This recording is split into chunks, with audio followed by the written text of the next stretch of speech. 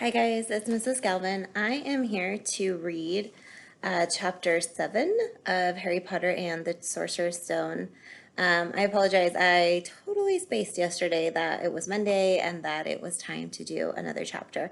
Um, so, Harry Potter and the Sorcerer's Stone, we're reading chapter 7. It's called The Sorting Hat. Just a quick review for chapter 6. We saw Harry get onto the train, had a little bit of difficulty figuring out where platform 9 3/4 was, as it's a wizarding platform. It's not part of the Muggle world. So we saw him get on the train. We see him meet some other wizards. We see him meet some new friends, right? Like Ron.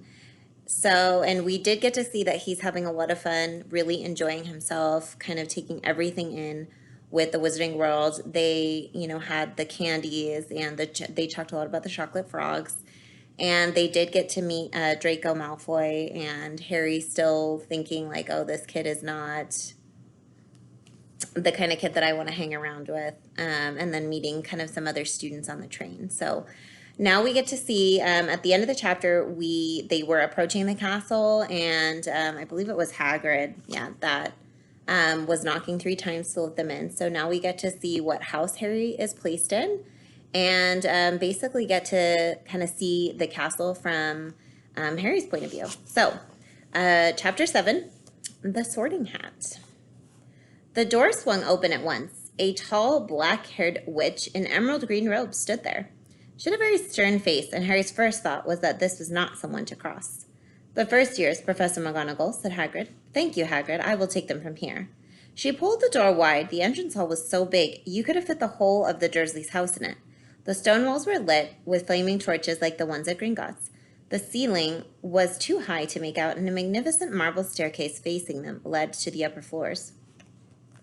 They followed Professor McGonagall across the flagstone floor. Harry could hear the drone of hundreds of voices from a doorway to the right.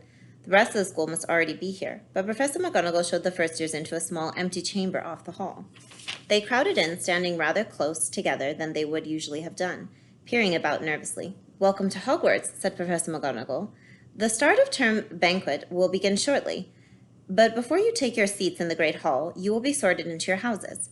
The sorting is a very important ceremony because while you are here, your house will be something like your family within Hogwarts. You'll have classes with the rest of your house, sleep in your house dormitory, and spend free time in your house common room. The 4 houses are called Gryffindor, Hufflepuff, Ravenclaw, and Slytherin. Each house has its own noble history, and each has produced outstanding witches and wizards. While you are at Hogwarts, your triumphs will earn you house points, while any rule breaking will lose house points. At the end of the year, the house with the most points is awarded the House Cup, a great honor. I hope each of you will be a credit to whichever house becomes yours. The sorting ceremony will take place in a few minutes in front of the rest of the school. I suggest you all smarten yourselves up as much as you can while you're waiting." Her eyes lingered for a moment on Neville's cloak, which was fastened under his left ear, and on Ron's smudged nose. Harry nervously tried to flatten his hair. "I shall return when we are ready for you," said Professor McGonagall. "Please wait quietly." She left the chamber, and Harry swallowed. "How exactly do they sort us into the houses?" he asked Ron. "Some sort of test, I think. Fred said it hurts a lot, but I think he was joking." Harry's heart gave a horrible jolt. A test?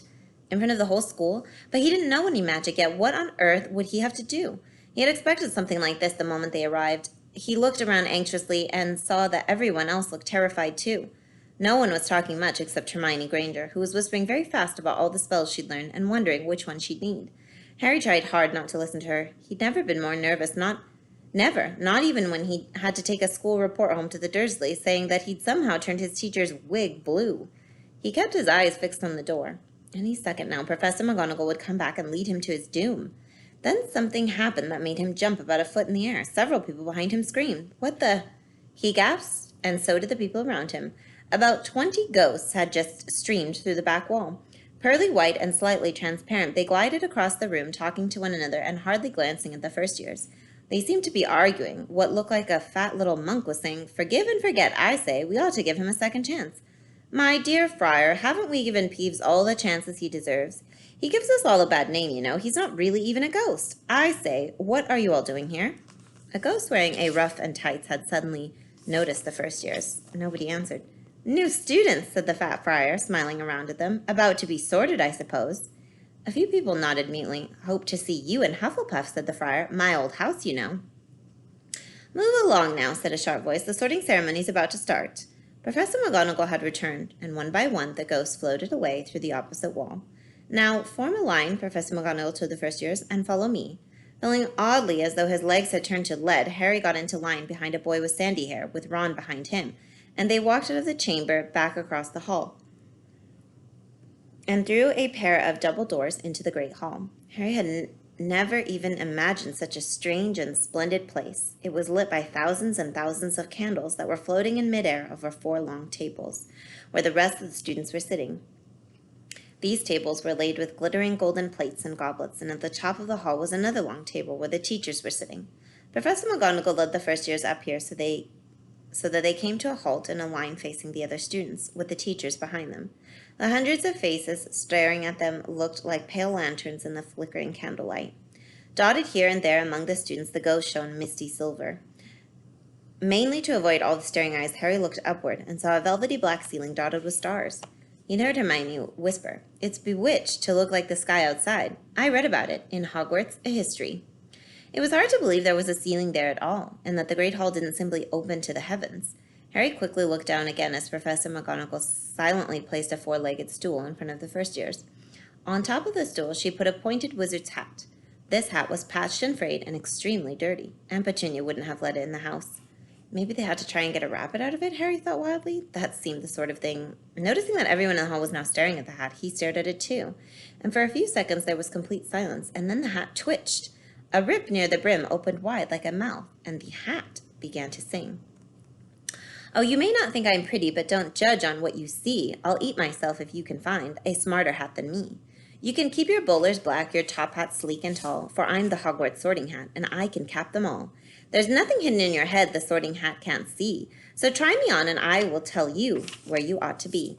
You might belong in Gryffindor, where dwell the brave at heart. Their daring, nerve, and chivalry set Gryffindors apart. You might belong in Hufflepuff, where they are just and loyal. Those patient Hufflepuffs are true and unafraid of toil. Or yet in wise old Ravenclaw, if you've a ready mind, where those of wit and learning will always find their kind. Or perhaps in Slytherin you'll make your real friends. Those cunning folk use any means to achieve their ends. So put me on and don't be afraid, and don't get in a flap. You're in safe hands, though I have none, for I'm a thinking cap." The whole hall burst into applause as the hat finished its song. It bowed to each of the 4 tables and then became quite still again. "So we've just got to try on the hat?" Ron whispered to Harry. "Oh, Gilfred, he was going on and on about wrestling a troll." Harry smiled weakly. Yes, trying on the hat was a lot better than having to do a spell, but he did wish they could have tried it on without everyone watching. The hat seemed to be asking a rather lot, and Harry didn't feel brave or quick-witted or any of it at the moment. If only the hat had mentioned a house for people who felt a bit queasy, that would have been the one for him.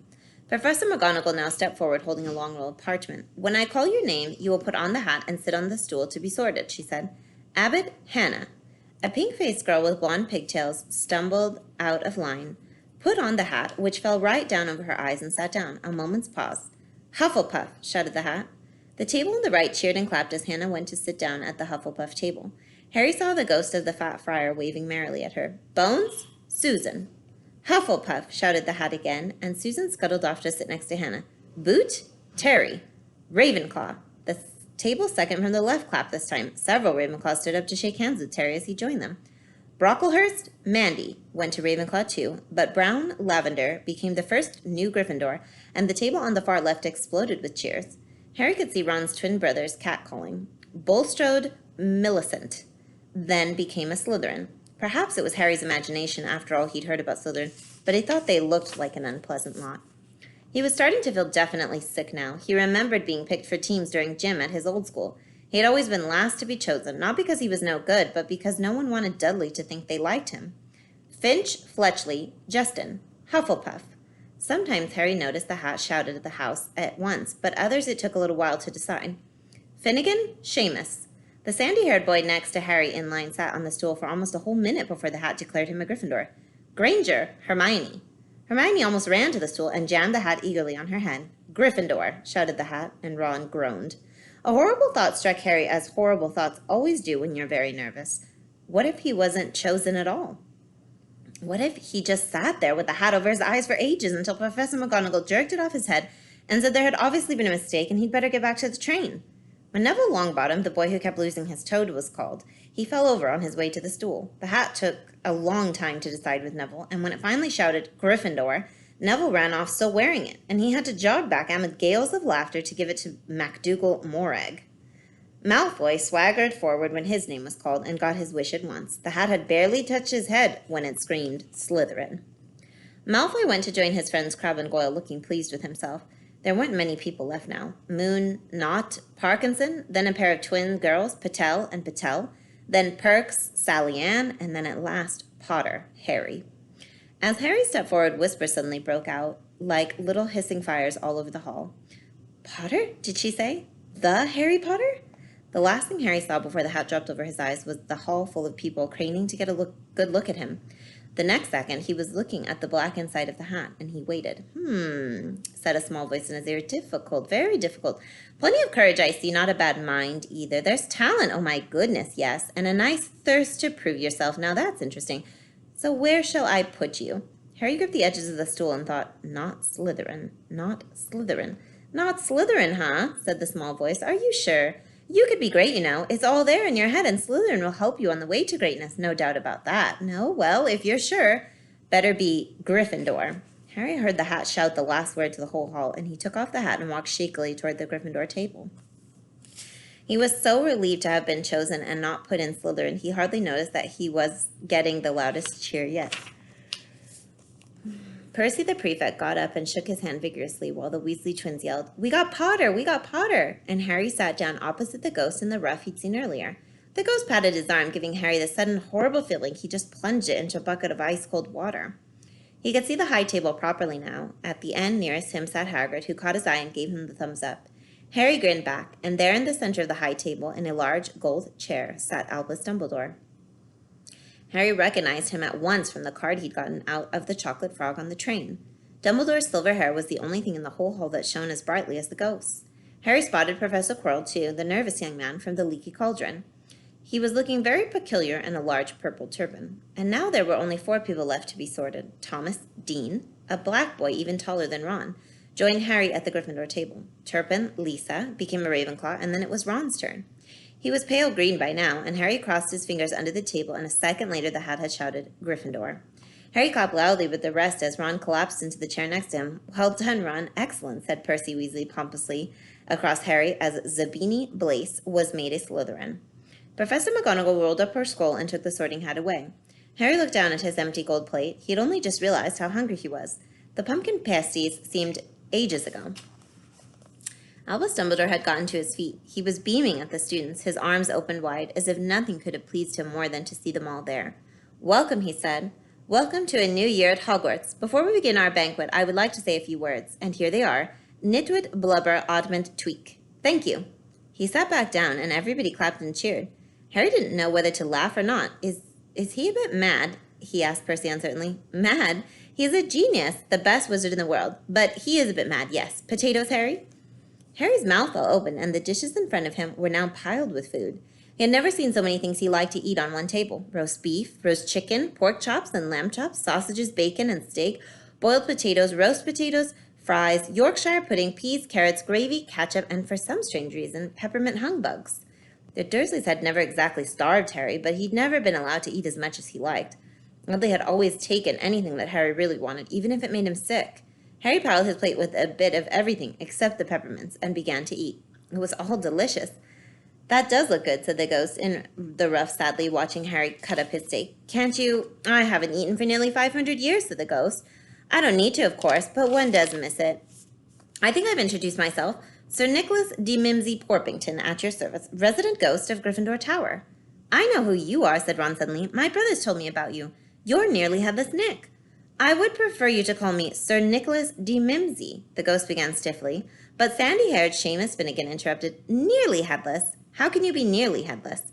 Sir Nicholas looked extremely miffed, as if their little chat wasn't going at all the way he wanted. Like this, he said irritably. He seized his left ear and pulled. His whole head swung off his neck and fell onto his shoulder as if it was on a hinge. Someone had obviously tried to behead him, but not done it properly. Looking pleased at the stunned looks on their faces, Nearly Headless Nick flipped his head back onto his neck, coughed, and said, "So, new Gryffindors, I hope you're going to help us win the house championship this year. Gryffindors have never gone so long without winning. Slytherins have got the cup 6 years in a row. The bloody Baron's becoming almost unbearable. He's the Slytherin ghost." Harry looked over at the Slytherin table and saw a horrible ghost sitting there, with blank staring eyes, a gaunt face, and robes stained with silver blood. He was right next to Malfoy, who Harry was pleased to see didn't look too pleased to be with the sitting arrangements. "How did he get covered in blood?" asked Seamus with great interest. "I've never asked," said Nearly Headless Nick delicately. When everyone had eaten as much as they could, the remains of the food faded from the plates, leaving them sparkling clean as before. A moment later, the desserts appeared, blocks of ice cream in every flavor you could think of: apple pies, treacle tarts, chocolate eclairs, and jam donuts, trifle, strawberries, jello, rice pudding. As Harry helped himself to a treacle tart, the talk turned to their families. "I'm half and half," said Seamus. "My dad's a muggle. My mom didn't tell him when she was a witch till after they were married. Bit of a nasty shock for him." The others laughed. "What about you, Neville?" "Well, my gran brought me up, and she's a witch," said Neville, "but the family thought I was all muggle for ages. My great-uncle Algy kept trying to catch me off my guard and force some magic out of me. He pushed me off the end of Blackpool Pier once. I nearly drowned, and nothing happened until I was 8. Great-uncle Algy came around for dinner, and he was hanging me out of an upstairs window by the ankles when my great-auntie Enid offered him a meringue, and he accidentally let go. But I bounced all the way down the garden and onto the road. They were all really pleased. Gran was crying, she was so happy. And you should have seen their faces when I got in here. They thought I might not be magic enough to come. You see, Great-uncle Algy was so pleased, he bought me my toad." On Harry's other side, Percy, Weasley, and Hermione were talking about lessons. "I do hope they start right away. There's so much to learn. I'm particularly interested in transfiguration, you know. Turning something into something else, of course. It's supposed to be very difficult. You'll be starting small, just matches into needles and that sort of thing." Harry, who was starting to feel warm and sleepy, looked up at the high table again. Hagrid was drinking deeply from his goblet. Professor McGonagall was talking to Professor Dumbledore. Professor Quirrell, in his absurd turban, was talking to a teacher with greasy black hair, a hook nose, and sallow skin. It happened very suddenly. The hook-nosed teacher looked past Quirrell's turban straight into Harry's eyes, and a sharp, hot pain shot across the scar on Harry's forehead. "Ouch!" Harry clapped a hand to his head. "What is it?" asked Percy. "Nothing." The pain had gone as quickly as it had come. Harder to shake off was the feeling Harry had gotten from the teacher's look. A feeling he didn't like Harry at all. "Who's that teacher talking to Professor Quirrell?" he asked. "Oh, you know Quirrell already, do you? No wonder he's looking so nervous. That's Professor Snape. He teaches potions, but he doesn't want to. Everyone knows he's after Quirrell's job, knows an awful lot about the dark arts, Snape." Harry watched Snape for a while, but Snape didn't look at him again. At last the desserts too disappeared, and Professor Dumbledore got to his feet again, and the hall fell silent. "Ahem. Just a few words now that we are all fed and watered. I have a few start-of-term notices to give you. First, you should note that the forest on the grounds is forbidden to all pupils, and a few of our older students would do well to remember that as well." Dumbledore's twinkling eyes flashed in the direction of the Weasley twins. "I have also been asked by Mr. Filch, the caretaker, to remind you all that no magic should be used between classes in the corridors. Quidditch trials will be held in the second week of the term. Anyone interested in playing for their house teams should contact Madam Hooch. And finally, I must tell you that this year, the third-floor corridor on the right-hand side is out of bounds to everyone who does not wish to die a very painful death." Harry laughed, but he was one of the few who did. "He's not serious," he muttered to Percy. "Must be," said Percy, frowning at Dumbledore. "It's odd because he usually gives us a reason why we're not allowed to go somewhere. The forest's full of dangerous beasts, everyone knows that. I do think he might have told his prefects at least." "And now, before we go to bed, let us sing the school song," cried Dumbledore. Harry noticed that the other teacher's smiles had become rather fixed. Dumbledore gave his wand a little flick, as if he tried to get a fly off the end, and a long golden ribbon flew out, which rose high above the tables and twisted itself snake-like into words. "Everyone picked their favorite tune," said Dumbledore, "and off we go." And the school bellowed, "Hogwarts, Hogwarts, Hoggy Warty, Hogwarts. Teach us something, please. Whether we be old and bald or young with scabby knees, our heads could do with filling with some interesting stuff, for now they're bare and full of air, dead flies and bits of fluff. So teach us things worth knowing, bring back what we've forgot. Just do your best, we'll do the rest, and learn until our brains will all rot." Everybody finished the song at different times. At last, only the Weasley twins were left singing along to a very slow funeral march. Dumbledore conducted the last few lines with his wand, and when they had finished, he was one of those who clapped loudest. Ah, music, he said, wiping his eyes. A magic beyond all we do here. And now, bedtime. Off you trot. The Gryffindor first years followed Percy through the chattering crowds out of the great hall and up the marble staircase. Harry's legs were like lead again, but only because he was so tired and full of food. He was too sleepy even to be surprised that the people in the portraits along the corridors whispered and pointed as they passed, or that twice Percy led them through doorways hidden behind sliding panels and hanging tapestries. They climbed more staircases, yawning and dragging their feet, and Harry was just wondering how much farther they had to go when they came to a sudden halt. A bundle of walking sticks was floating in midair above them, and as Percy took a step toward them, they started throwing themselves at him. "Peeves," Percy whispered to the first years, "a poltergeist." He raised his voice. "Peeves, show yourself." A loud, rude sound, like the air being let out of the balloon, answered, "Do you want me to go to the Bloody Baron?" There was a pop, and a little man, wicked, dark eyes, and a wide mouth appeared, floating cross-legged in the air, clutching the walking sticks. "Ooh," he said with an evil cackle, "ickle firsties! What fun!" He swooped suddenly at them, and they all ducked. "Go away, Peeves, or the Baron'll hear about this. I mean it." Peeves stuck out his tongue and vanished, dropping the walking sticks on Neville's head.